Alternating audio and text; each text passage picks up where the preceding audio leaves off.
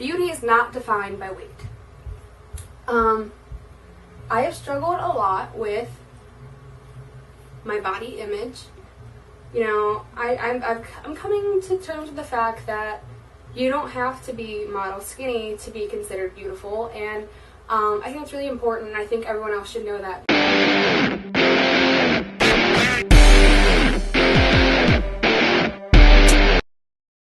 Ooh. And for those of you who don't know, the media has completely changed the definition of the word angst. It does not mean like teenage rebellion and stuff. Angst actually means the fear and anxiety that comes with growing up. Wow.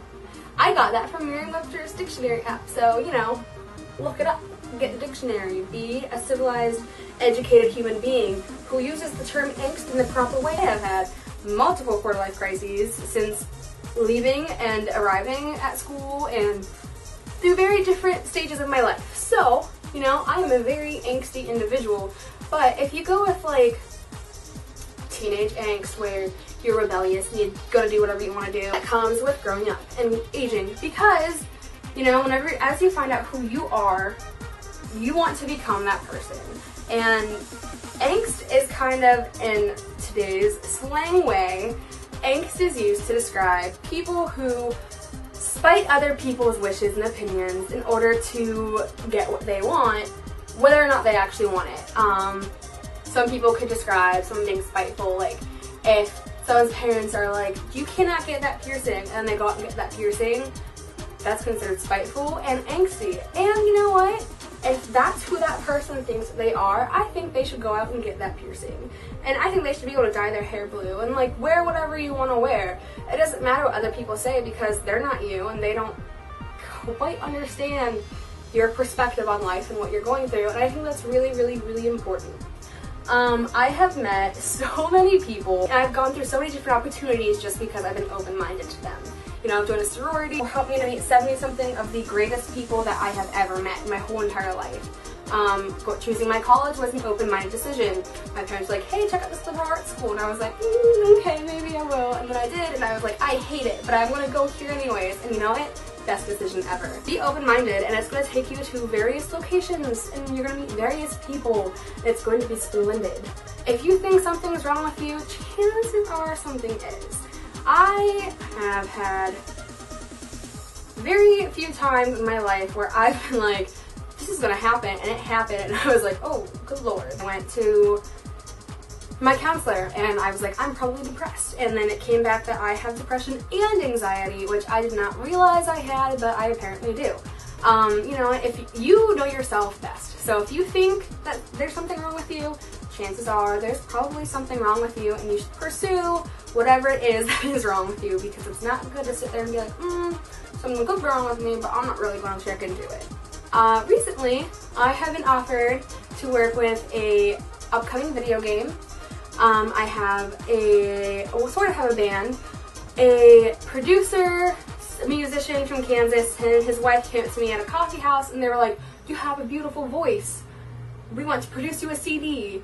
You know, if you wait for things, chances are good things are going to happen, because good things have happened to me from waiting. So, I don't know.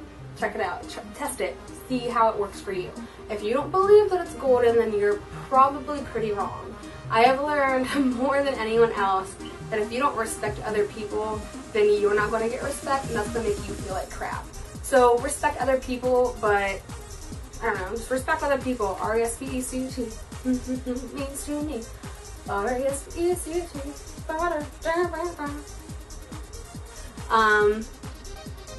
I'm 20, and I still feel like I am 10.